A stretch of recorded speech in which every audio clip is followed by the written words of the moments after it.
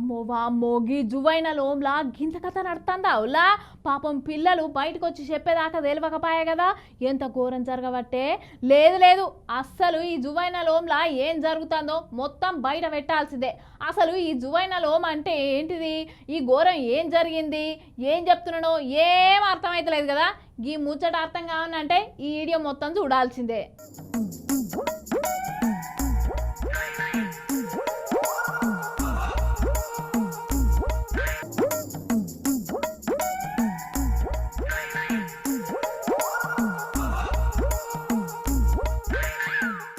అమ్మో ఇల్లు పిల్లలా పిడుగులా ఇల్లున్నదే జువైనల్ హోమ్లా అంటే గదేనుల్లా చిన్న పిల్లలుండే జైలన్నట్టు ఇక చూడుండి అలా మాటలు వినుండ్రి అలా చేటలు చూడుండ్రి.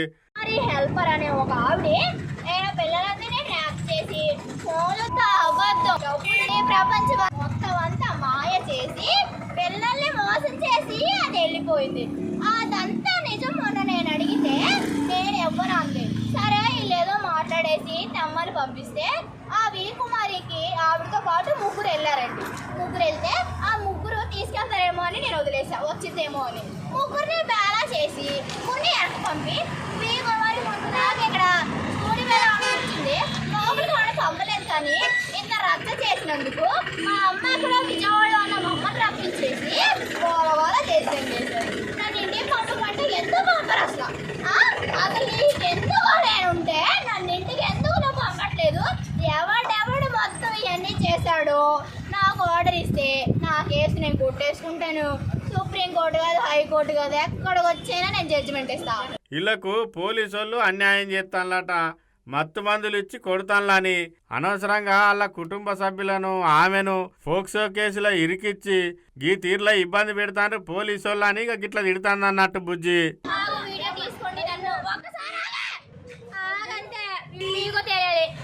విజయవాడ కృష్ణా డిస్ట్రిక్ట్ సువార్త మేడం నాకు 4 సంవత్సరాలు వచ్చిన ఆర్డర్ ఇవ్వలేదు. పల్లె కోటేశ్వరరావు నాకు అబద్ధంగా పోక్సో కేసు నా కుటుంబం మీద పెట్టించాడు. ఆ పల్లె కోటేశ్వరరావు గారు పోలీస్ స్టేషన్ స్టాఫ్ అందరూ నాకు కావాలి. నా కుటుంబం మీద అబద్ధం పోక్సో కేసు పెట్టించి జైలు పంపారు.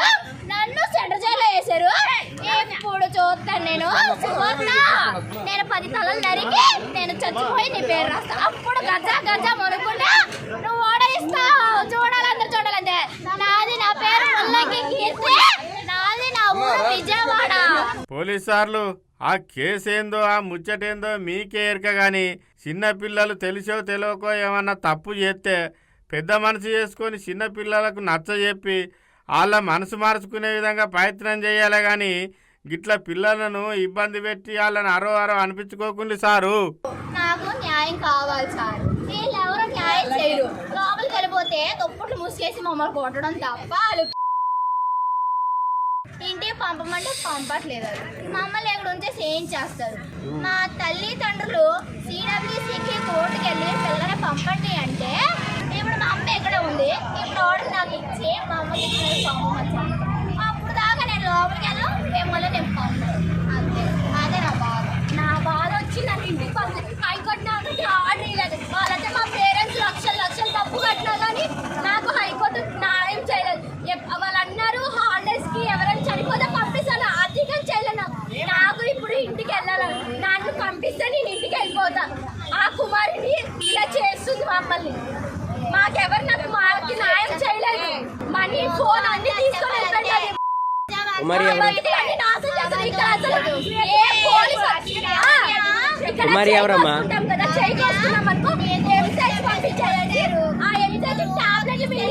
పిల్లలు మీరు కూడా చట్టానికి లోబడే ఉండాలి. కోర్టులను పోలీసులను గౌరవించి న్యాయం జరిగేటట్టు చూసుకోవాలి కానీ ఆవేశంలో నిర్ణయాలు తీసుకొని అసలు ఇప్పటికే తప్పు చేసిండ్రో చేయలేదో కానీ శిక్షణ అయితే అనుభవిస్తాను. ఆవేశంలో నిర్ణయాలు తీసుకోకుండ్రి, జీవితాలు ఆగం చేసుకోకుండ్రి. కాలమే అన్నిటికీ సమాధానం చెప్తుంది. ఓపికతో నుండి మంచి పద్ధతిలోనే సమస్యలు పరిష్కరించుకోండి. జర పైలం సుమా.